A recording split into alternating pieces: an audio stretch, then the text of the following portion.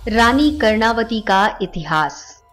दोस्तों, रानी कर्णावती चित्तौड़गढ़ की एक महान रानी और शासक थी। रानी कर्णावती राणा संग्राम सिंह से उनकी शादी हुई थी, जिसमें मेवाड़ की राजधानी चित्तौड़गढ़ के सिसोदिया वंश के राणा सांगा के नाम से उन्हें जाना जाता था। रानी कर्णावती दो महान राजा राणा विक्रमादित्य और राणा उदय सिंह की माता और महाराणा प्रताप की दादी थी। दोस्तों, आपका एक बार फिर से स्वागत है टॉप 10 में। तेजी से बढ़ते इंडिया के नंबर 1 एंटरटेनमेंट चैनल से जुड़ने के लिए सब्सक्राइब करें और बेल आइकन को दबाएं। रानी कर्णावती का इतिहास।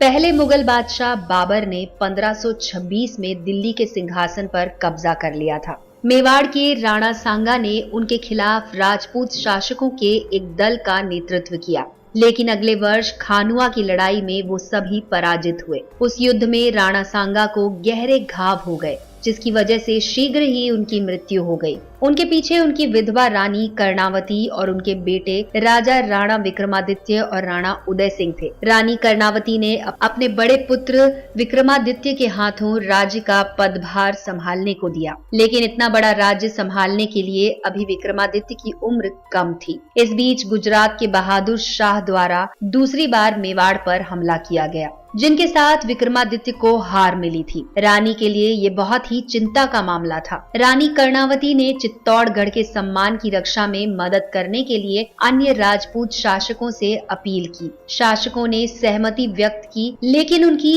एकमात्र शर्त ये थी कि विक्रमादित्य और उदय सिंह को अपनी व्यक्तिगत सुरक्षा के लिए युद्ध के दौरान बूंदी जाना चाहिए। कर्णावती ने मुगल सम्राट हुमायूं को एक राखी भेजी और उन्हें एक भाई का दर्जा देते हुए सहायता की अपील की। रानी कर्णावती अपने बेटों को बूंदी को भेजने के लिए राजी हो गई और उन्होंने अपनी भरोसेमंद दासी पन्ना से कहा कि उनके साथ रहना और उन्हें अच्छी तरह से देखभाल करना, और पन्ना ने ये जवाबदेही स्वीकार कर ली। हुमायूं, जो बंगाल के आक्रमण की तैयारी पर था, दया से प्रतिक्रिया व्यक्त की और रानी कर्णावती को सहायता देने का आश्वासन दिया। इस प्रकार उन्हें हर रक्षाबंधन को याद किया जाता है। ये सच है कि हुमायूं ने राखी को स्वीकार कर लिया और चित्तौड़ की तरफ चला आया, लेकिन वो समय पर वहां पहुंचने में नाकाम हुआ। अपने आगमन से पहले बहादुर शाह चित्तौड़गढ़ में प्रवेश कर चुका था। रानी कर्णावती ये बात समझने लगी। तब उन्होंने और अन्य महान महिलाओं ने खुद को